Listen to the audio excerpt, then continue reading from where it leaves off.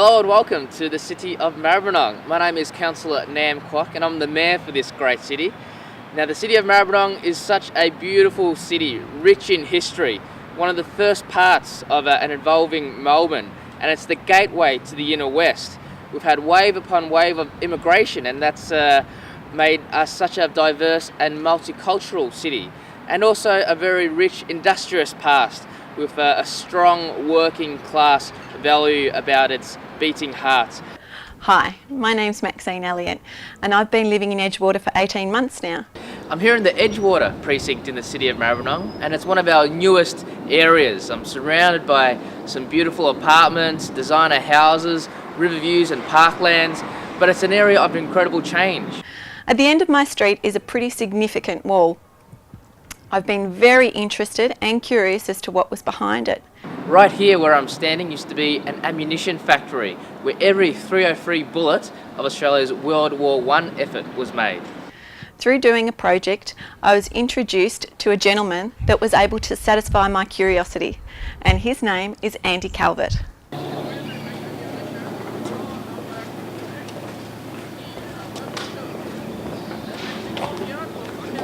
Hello Andy, how are you? I'm pretty good. Come for the cook's tour. I have. Okay. Perhaps we could go inside. Good on you. What was this facility, Andy? This is a gunpowder storage facility. It was built by the Customs Department of the Victorian Government, 1878, for storage of gunpowder imported into Victoria for various reasons. Mining, quarrying were the main things. Why is it here on the banks of the Maribyrnong? Originally there was nobody around. It was wide open spaces, and being under the escarpment, it saved a lot of work as far as protecting the area. What was its purpose? Storing gunpowder. How big is it? 5.5 hectares inside the bluestone wall. Who was involved in building this? William Waddell designed it, the same person who designed Pentridge, St Paul's Cathedral and the dry dock in Williamstown Dockyard. What was involved in building the facility? A lot of work, obviously. There was about 140,000 cubic metres of soil you can see in the mounds outside, all shovelled by hand, something to bear in mind. All the stone was quarried locally. Everything was quarried locally because those days there was no transport to move it from very far, so it was all done locally. And from my understanding, about 300 people took 3 years to build it. How many buildings are there and why were they built? There's 2 main magazines which are inside the mound, 2 smaller bluestone ones. They were all built 1878, the same as the entranceway you came in. The fuse store out here, which is the extension of the foreman and the entranceway, that was built 1908. This building we're in, 1918, for storing small arms ammunition, and the 3 around the outside, the 3 brick ones around the outside, they was for storing cordite about 1920. And originally there used to be stables outside and a few other odd buildings to store things and what have you. Were the buildings designed this way for a reason?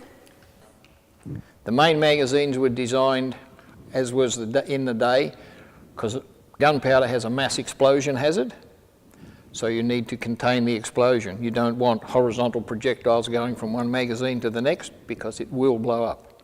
So the idea of the earth mounds and the strong walls and the weak roof is all the blast just opens up and goes straight up, and in theory everything drops back down so that you don't get any horizontal projectiles. As we discussed before, the earth mounds you can see behind you, again to stop the horizontal projectiles. Big heavy walls. A lot of people talk about air conditioning these buildings. Well, obviously my recollection of air conditioning in 1878 doesn't have very much. What does happen is, because there's such thick walls, and there's 2 thickness of wall, and to get ventilation, goes in here, around, and inside you can see twins. Again, stop any horizontal projectiles going in and blowing up the building. That's all part of the design. Andy, can you tell us what's been produced here over the years? Nothing. This is a storage facility only. So storage only. Very few people working here, 3 or 4 at the most. maybe up to 20 when a barge brought explosives in, but 2 or 3 at a time. The original product it was designed and built for was black powder, which was used for the first 10 or 12 years of its use for quarrying or mining.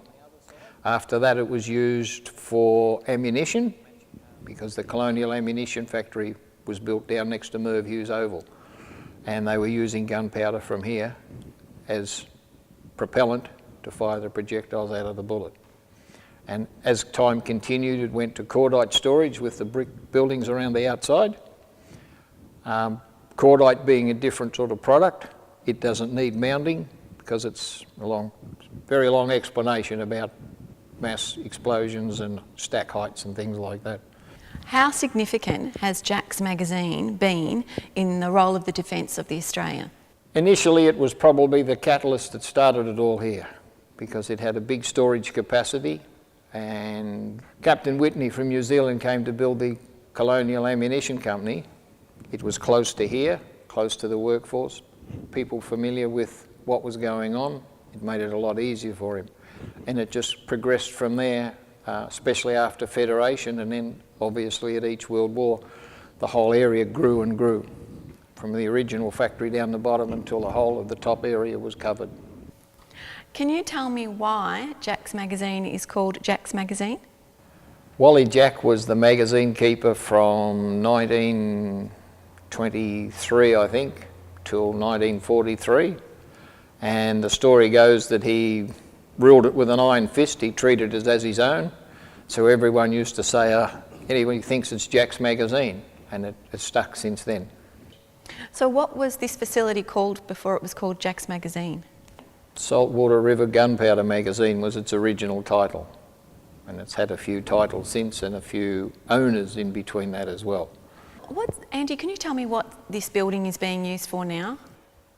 The odd tour and what have you, but at the moment it's just a static display. Can you tell me what Jack's Magazine is going to be used for the future? Well, I can't tell you.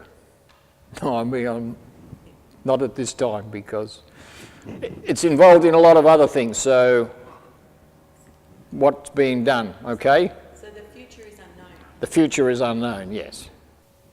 Well, thank you very much, Andy, for your time.